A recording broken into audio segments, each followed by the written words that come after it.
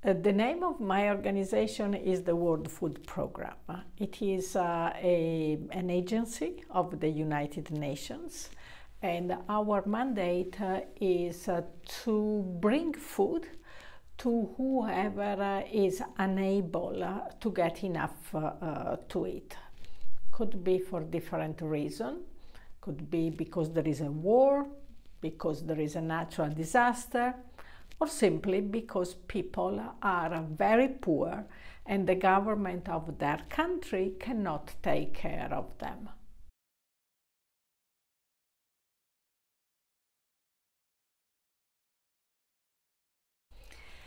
The World Food Programme has prioritized the second SDG.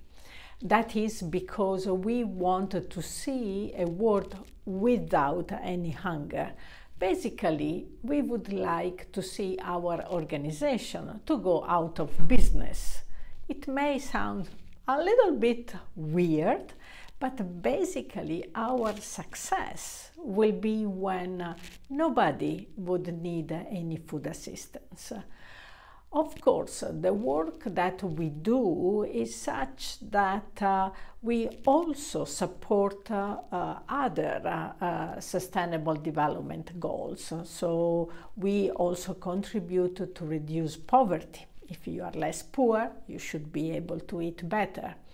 Then women, children are those most affected by not having enough to eat. And therefore, if we are able to reduce hunger among women and children, we will also contribute to other sustainable development goals that they are more direct to children, like nutrition or gender equality and others.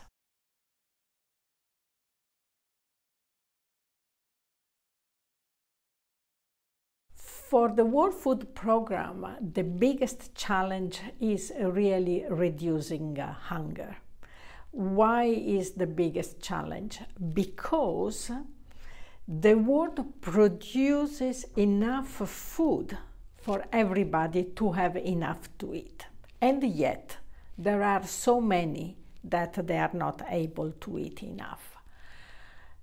Second, the world has done so many innovations, has moved so much ahead, if you look at health, education, technology.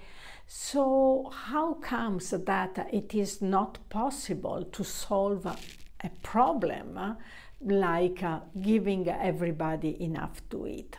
So we find that on the one hand, the world has the competencies, the tools, and the capacity to solve the problem of hunger, but for some reason that problem is not being solved.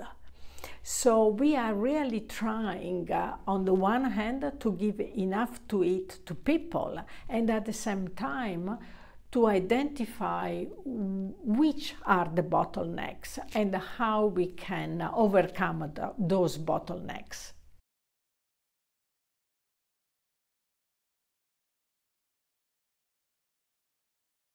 As I said, we would like to see that everybody is able to eat enough.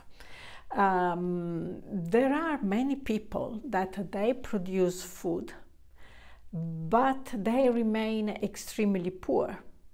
So even if they have enough to eat, they are not able to send their children to school, they are not able to access health care whenever they need, and the basic needs, they are not able to meet them. So we thought, okay, let's help these smaller farmers. They produce enough food for themselves. Very often they also have some food that they can sell. Let's have them to sell to the market so that they have an income. However, the people that are buying food from the market and they are poor, they remain unable to buy that food because they don't have enough money to buy. So we try to link these farmers to the market so that they can sell and that they can have an income. But then the additional demand could come from those that they don't have enough money.